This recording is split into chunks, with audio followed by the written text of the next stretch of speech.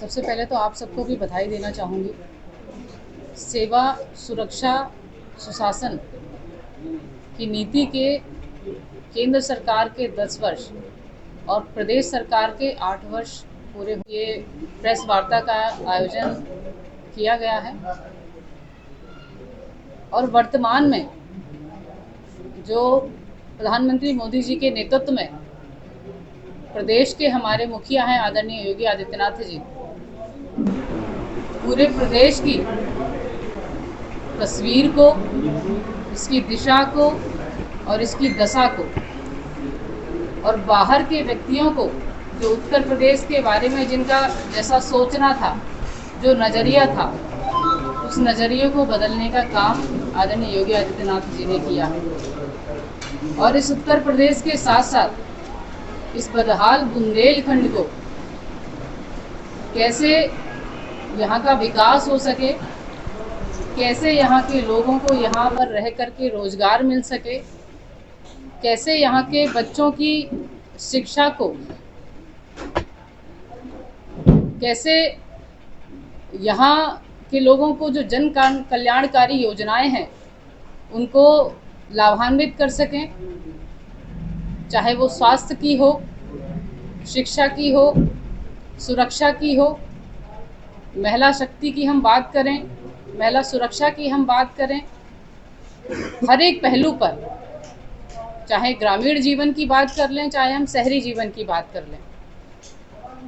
हर एक बिंदु पर, हर एक पहलू पर आदरणीय योगी आदित्यनाथ जी काम कर रहे हैं। और पिछले 8 वर्षों में निश्चित तौर पर मैं गर्व से कहना चाहूँगी कि पूरे प्रदेश में जिस प्रकार से परिवर्तन आप सब ने और इस प्रदेश की जनता ने देखा है, ये उसी का परिणाम है कि 2022 में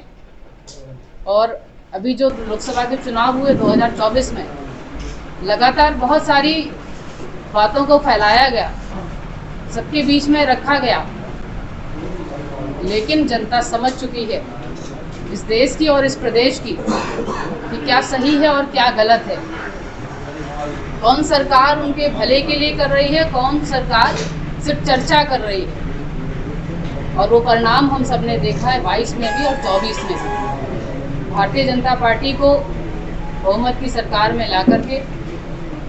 एक बार फिर से इस प्रदेश का और देश का नेतृत्व सौंपने का काम किया। और लगातार जैसे आदरणीय योगी आदित्यनाथ जी पूरे प्रदेश में कार्य कर रहे हैं और उनके आशीर्वाद से इस पूरी विधानसभा के लिए जो विकास के कार्य जो उनके आशीर्वाद से इस क्षेत्र के लिए मैंने कराए हैं, जो यहाँ की जनता को समर्पित किए हैं, इन सबकी चर्चा भी आप सबके बीच में मैं करना चाहूँगी।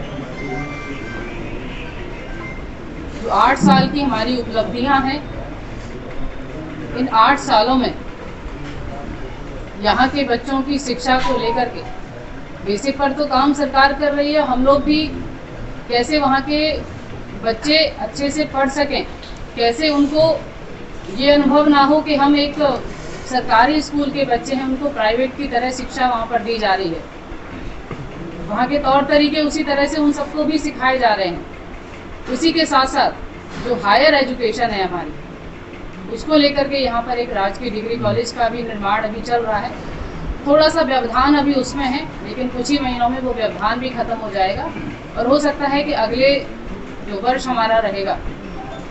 उस वर्ष में हो सकता है हम लोग वहाँ पर कक्षाएं भी हम लोग संचालित कर सकेंगे बहुत जल्दी। इसी के साथ साथ जो यहाँ की लगातार हमारा जो बस स्टेशन है उसकी चर्चा सब लोग करते हैं, क्योंकि पिछले कई वर्षों से जब उस राट का जो हमारा रोडवेज बस स्टेशन है वो 2 पार्ट में सेंक्शन हुआ था। एक तो कार्यशाला था और दूसरा था हमारा सब स्टेशन का पार्ट, स्टेशन का पार्ट, जहाँ पर बसें हमारी स्टॉप होती हैं, जहाँ पर यात्री बैठते हैं प्रतीक्षा में। कार्यशाला का काम लगभग पूरा हो चुका है और जो अगला हमारा पार्ट है स्टेशन का, उस पर अभी पिछले दिनों मेरी माननीय मंत्री जी से चर्चा हुई और यहाँ से थोड़ी सी उसमें भी व्यवधान था DPR वगैरह फाइनल होकर के यहाँ नहीं जा पाई थी, रिवाइज एस्टीमेट यहाँ से नहीं जा पाया था, उसको वार्ता करके हम लोगों ने पूरा करा लिया है और उसको भी शासन तक भेज दिया है। तो अगले वित्तीय वर्ष में उस काम को भी हम लोग शुरू करा लेंगे, जो बचा हुआ काम है। अभी आप लोगों ने देखा होगा, आगे गर्मी का सीज़न आ रहा है, फसल की कटाई का समय भी आ रहा है, शुरू भी हो गई है हमारे यहाँ। क्योंकि जब भगवान सूर्य जी का प्रकोप इतना तेज़ हो रहा है, अभी से आगे भी बहुत सारी ऐसी घटनाएं आती हैं, जब लू चलती है, हवा तेज़ होती है, तो अग्निकांड के भी विषय हम सबके संज्ञान में आते हैं, ध्यान में आते हैं। यहाँ पर फायर स्टेशन की स्थापना नहीं थी, उस चक्कर में जब बस जो आती थी, जो गाड़ी हमारी फायर स्टेशन की आती थी आग बुझाने के लिए, उसको समय लग जाता था। छोटी गाड़ी होती थी तो बुझाने में भी समय लगता था, जिससे किसान का भी काफ़ी नुकसान हो जाता था। और उसमें भी अभी यहाँ पर जो फायर स्टेशन की स्थापना के संबंध में जब माननीय मुख्यमंत्री जी से मैंने अनुरोध किया, तो उन्होंने यहाँ पर एक फायर स्टेशन की स्वीकृति दी और उसका भी निर्माण कार्य लगभग पूरा हो गया है। 1 से 1.5 महीने में जो भी लास्ट में बस उनका काम बचा है, उसको भी हम लोग पूरा करा करके यहाँ की जनता को उसको समर्पित करेंगे। उसी के साथ साथ सिंचाई को लेकर के अभी बीते दिनों हमारे यहाँ समस्या हुई थी, और उस क्रम में भी एक जो हमारा एरिया है, जो अर्जुन की नहर हमारे मुस्करा क्षेत्र के करीब 20 गांव को सिंचित करती है, लेकिन पिछले कुछ वर्षों से उस नहर में पानी न आने के कारण वहाँ के किसान के खेतों में सिंचाई नहीं हो पा रही थी। उस संबंध में भी वहाँ के लिए एक लिफ्ट कैनाल के लिए मैंने प्रस्ताव दिया है, और उस पर भी सहमति सरकार से हम सबको मिल चुकी है। और लगभग आगे आने वाले वर्षों में मुझे लगता है या तो 25 में या 26 तक उस कार्य को हम लोग पूर्ण करा लेंगे, और वहाँ के किसानों को भी अपने फसल की सिंचाई वो अच्छे से कर सकेंगे, और इस समस्या से उनको निजात मिलेगी। बिजली की समस्या पे भी हम लोगों ने चर्चा की, और यहाँ के जो PTW के फीडर थे, उनके सेपरेशन का भी काम हुआ है। जो प्राइवेट ट्यूबवेल्स के फीडर थे और जो हमारे घरेलू फीडर थे, वो एक ही थे, जिससे सिंचाई के समय में बहुत समस्या होती थी, लोड बहुत ज़्यादा होता था, तो सिंचाई नहीं हो पाती थी। इसलिए उन फीडरों का सेपरेशन कराया है। कुछ फीडरों का सेपरेशन हो चुका है, कुछ का भी काम लगातार जारी है, और जिससे किसानों को एक साथ बिना किसी कटौती के वो उनको विद्युत मिलेगी और वो आसानी से सिंचाई कर सकेंगे। इसी के साथ साथ बहुत सारे कार्य इस विधानसभा क्षेत्र के लिए अपने निधि से भी मैंने कराए हैं। कई जगह मैंने मोक्षधाम भी दिए हैं, कई जगह बारातशालाएँ भी दी हैं, जिससे हमारा जो ग्रामीण परिवेश है, हर कोई पैलेस में आकर के, शहर में आकर के शादी नहीं कर पाता है, तो वो अपने गांव में ही अपने बच्चे की शादी कर सके, इसके लिए बहुत सारी बारातशालाएँ भी बनवाई हैं। बहुत सारी सड़कें भी जो खराब थी, उन सड़कों को भी बनवा करके जनता को समर्पित किया है। बाकी ऐसे बहुत सारे काम अभी हम सबके मन में है, आप सबके माध्यम से भी संज्ञान में आते हैं। उन कार्यों को भी करा करके जनता के प्रति समर्पित करना। एक नगर की पानी की समस्या है, एक मौदा डैम वाली जो 2016 में तत्कालीन सरकार ने पास की थी, उसका 10 करोड़ के लगभग बजट से 94 करोड़ की योजना का 10 करोड़ बजट आ चुका था। तो क्या है, वो योजना बंद हो गई कि उसमें काम जो 2020 में डेडलाइन थी? आपने बहुत अच्छा प्रश्न पूछा, मैं इस चीज़ को भूल गई थी बताना। ये जो हमारी मौदहा बांध से राट पेयजल योजना है, ये चूँकि 94 करोड़ की योजना थी, और 2017 से इसमें बजट जारी हुआ था। पहली किस्त 2017 से जारी हुई थी, 4 किस्तें हमको इस परियोजना में मिली थी। उसके बाद किसी कारणवश कोई दिक्कत हुई, जो काम कर रहे थे वहाँ के जो ठेकेदार थे, तो उन्होंने अपने आप को सरेंडर कर दिया, और ये परियोजना फिर उसको रिवाइज करके जब हम लोगों ने भेजा, तो किसी कारणवश स्टेट वाले में जब भेजा तो वो पास नहीं हो पाई। लेकिन अभी बीते दिनों, मुश्किल से मुझे लगता है 1 हफ्ते पहले, मैं माननीय मंत्री जी से और प्रमुख सचिव जी से मैं मिली हूँ, और उसके बाद उन्होंने पूरी तरह से आश्वस्त किया है, और इसको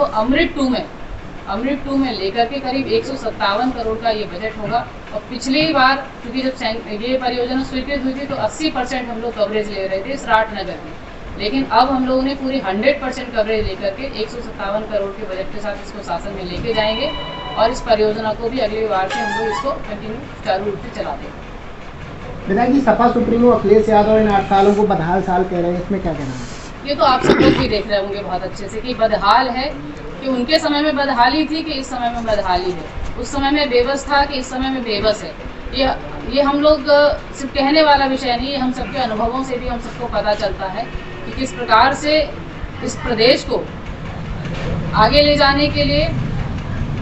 प्रगतिशील बनाने के लिए, कैसे यहाँ की जनता खुश रहे, हर एक पहलू पर चिंता करते हुए आदरणीय योगी आदित्यनाथ जी यहाँ की जनता को समर्पित भी कर रहे हैं। विधायक जी, जिस तरह से ये पेड़ों की कटान चल रही है, चलिए इस पर रोक नहीं है, लेकिन क्या आपको लगता है कि जिस तरह से गर्मी पड़ रही है बुंदेलखंड में, अगर इसी तरह निरंतर कटान होती रही तो क्या अर्थ होगा? नहीं, इसकी चिंता सरकार कर रही है और लगातार हम लोग हर वर्ष वृक्षारोपण का कार्यक्रम भी करते हैं। सिर्फ वृक्षारोपण का ही नहीं करते, वृक्षों को रोपण करने के बाद कैसे उनको बचा सके इसकी भी चिंता हम लोग करते हैं और लगातार इसको लेकर के हर कोई चिंतित है कि जिस प्रकार से आज ये मार्च महीने का अंतिम दिवस ही चल रहा है, 2-3 दिन और बचे हैं और अप्रैल मई जैसी गर्मी हम सब लोग महसूस कर रहे हैं, तो कहीं ना कहीं थोड़ी सी चिंता ये तो हम सबके लिए भी विषय है। अकेले मैं कहूँगी सरकार का नहीं है, ये हम सबको इस प्रदेश में और देश में रहने वाले प्रत्येक व्यक्ति को पर्यावरण की चिंता करनी चाहिए। विधायक जी, मुद्दा ये नहीं कि पौधारोपण हो रहा हो उसकी क्लियर कर रही है, मुद्दा ये है कि जो बड़े बड़े एडल्ट ट्रीज हैं वो कटते दिन रात चल रहे हैं। वे इसी की आड़ में कोई सुनने वाला नहीं काटे जा रहे हैं जिन पर रोक लगी हुई है, लेकिन उसकी आड़ में वो भी सारे पेड़ काटे जा रहे हैं। बिल्कुल आप ठीक कह रहे हैं, अगर ऐसा कोई विषय है, क्योंकि बहुत सारी प्रजातियां हैं जो छूट प्रजाति में आती उसी हैं, की आड़ में सब कट रहे हैं। आप लोगों ने बताया है, इसको भी गंभीरता से लेकर के शासन को और पहले तो जिला प्रशासन को संज्ञान में लाया जो जाएगा, फिर लोकल का है शासन यहाँ का बंद कर दे, जिला में क्या हो रहा है क्या करना है? जी, उस पर चर्चा करते हैं, उनको संज्ञान में और लाते हैं, उसको गड़बड़ ये रोक नहीं है कराते कि हैं। वो ला रहे हैं, जी। इतनी तेज भगाते हैं, अगर वो ब्रेक भी मारे तो तेज ठोक रहे हैं। नहीं, आप लोगों के माध्यम से ये विषय आया है, इस पर हम लोग गंभीरता से लेकर के उस पर कार्रवाई करेंगे। विधायक जी, मंडी के